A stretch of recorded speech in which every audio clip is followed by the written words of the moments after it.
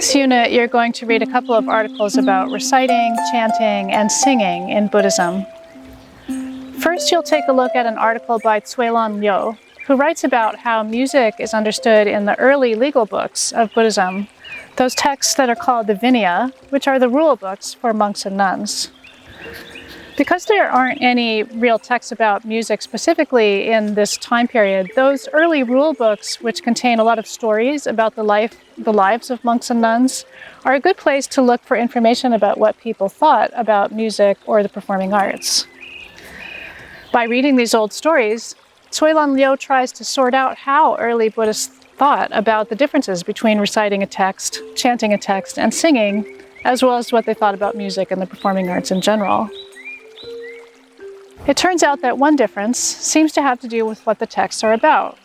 So if a vocal activity is about a non-religious or secular issue, then it's considered singing. And if it's about a religious matter, it's considered chanting. Also, the melody has something to do with these differences. Whereas melodies of chanting or reciting texts are strictly regulated, singing could be more free. Reciting or chanting texts are really common practices in the life of a Buddhist monk or nun. And if you've spent any time around Buddhist communities or visited a Buddhist monastery or temple, you'll have seen or heard a lot of that. Most ceremonies and ritual events require that certain texts be recited out loud, and sometimes this will last for many days even. Even though this kind of recitation can sometimes be quite beautiful, singing or vocal music for the purpose of entertainment is typically prohibited, at least according to some early Buddhist legal texts.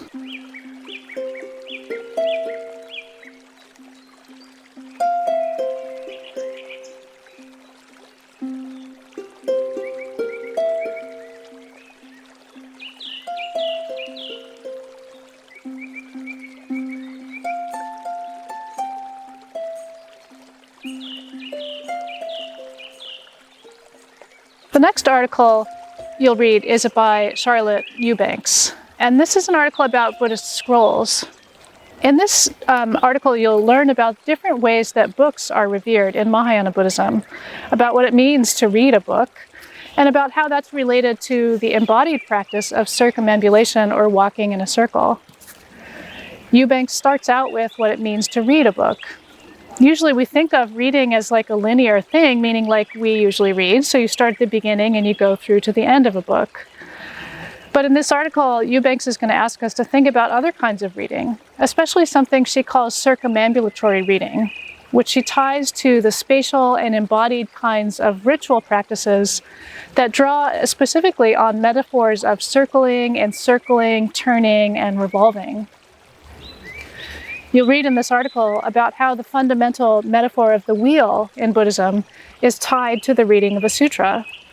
A sutra is that text that's said to have been spoken by the Buddha himself.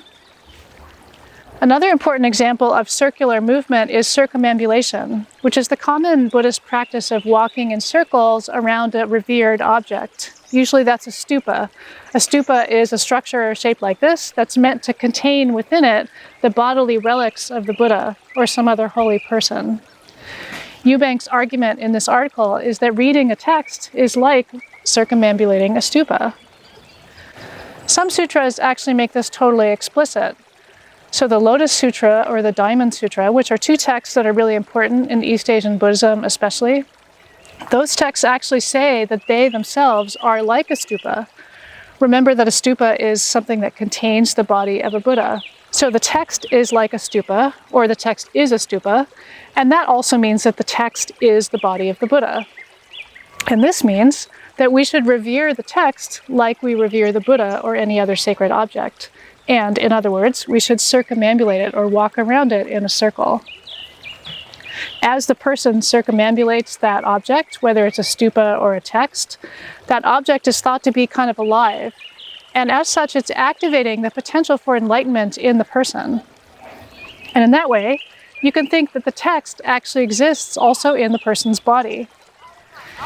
Eubanks explains how this means that the movement of body through space is itself a kind of reading. Finally, at the end of this article, she comes back to the question of the scroll, which you know is a book that's like a rolled up long piece of paper.